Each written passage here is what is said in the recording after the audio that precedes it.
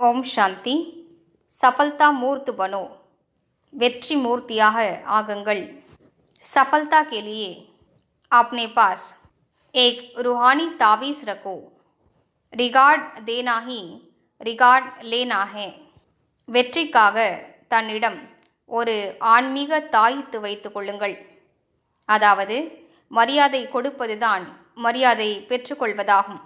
ये रिगार्ड का रिकॉर्ड सफलता का अविनाशी रिकॉर्ड हो जाएगा. இந்த மரியாதை கொடுப்பதற்கான பதிவேடு என்பது வெற்றி அடைவதற்கான அழிவற்ற சாதனையாக மாறிவிடும்.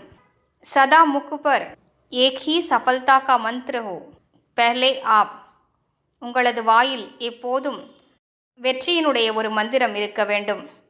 அது என்னவென்றால், முதலில் நீங்கள்.